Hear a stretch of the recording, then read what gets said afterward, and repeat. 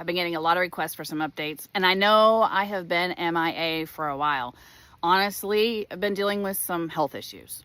Some thyroid, some adrenals, some hormones, some gut issues. And I know a great percentage of you guys out there are also in my age range, and you are female. So if you're interested in hearing about any of that, let me know. I've learned a ton over the last year. But the main thing y'all are asking about is, did you do a garden? You got a late start. We haven't heard from you in a while. Give us a garden update. So here's your quick garden update. The garden this year looks a little bit different than last year, which is, well, every year. And here is just a big overview, and then I'll give you a little more detail. This salvia and all that chrysanthemum and stuff back here came back like gangbusters. Didn't have to do anything. So I just did some Golden Delight zucchini, which we just harvested.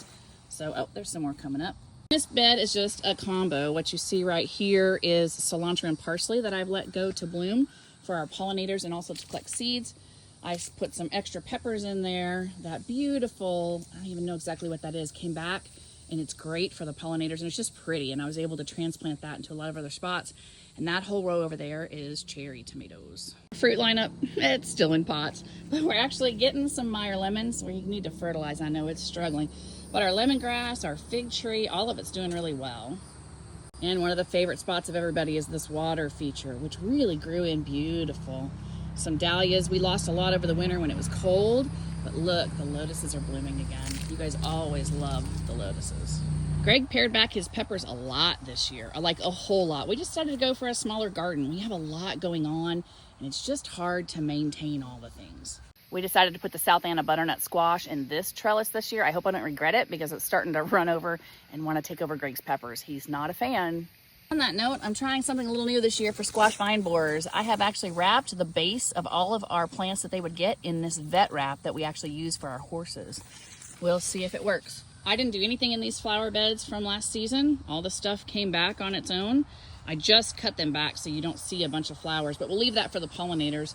And these strawberry beds up here that once had those absolutely gorgeous strawberries, I think I'm just going to turn those into flower beds too. The deer, guys, I cannot keep the deer out of this garden. And I don't know what's up with that. We've had this garden up and running for years, have never had a deer issue like we have now. I mean, they're in our entire yard, our whole front yard. They're eating our camellias, they're eating all the things. So if you have suggestions, please let me know. Our dedicated herb space is great. We had to replant basil, of course, but the dill, the rosemary, the parsley, the oregano, the thyme, the chives, the sage, that all made it through the winter and then came back even better. These beautiful things right here are actually carrots that I just left in the ground from our winter planting, and they have now bolted and gone to seed. Pollinators like it, and I just think they're neat looking. And then I put cucumbers down here at the base and cucumbers over there. Usually I have like butternut squash or acorn squash going up here, and I just didn't have it this year. And just like Greg pared back his peppers, I pared back my tomatoes a lot this year. So I'll show you what I have.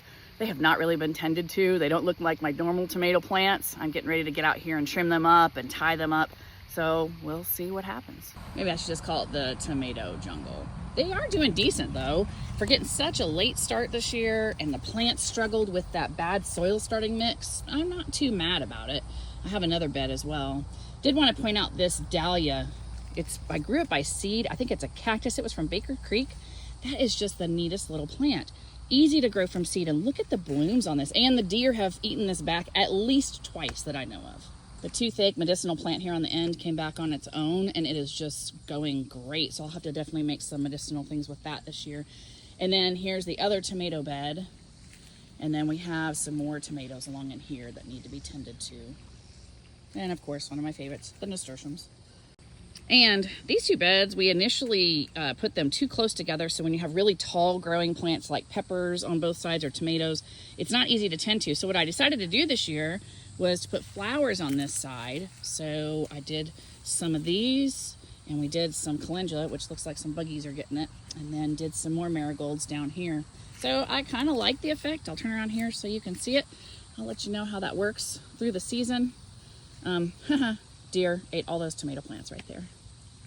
So those of you that follow along are like, Christina, those are not all of your beds. What do you have growing in the other ones? You're right, it's not all of our beds. I'll show you.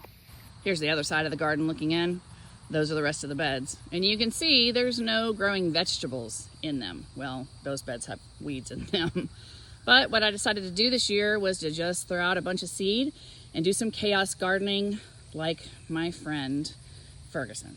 I'm getting some germination. It is hot here in Georgia and raining off and on, so I'm having to water it a lot. And worst case scenario, I figure if I want to do another round of squash or tomatoes or whatever, I will have some open bed space to do that in. So there's your quick update. I promise to try to do some more videos. I can't guarantee you anything, but I'm missing you guys too. So thanks for thinking of us. Happy gardening.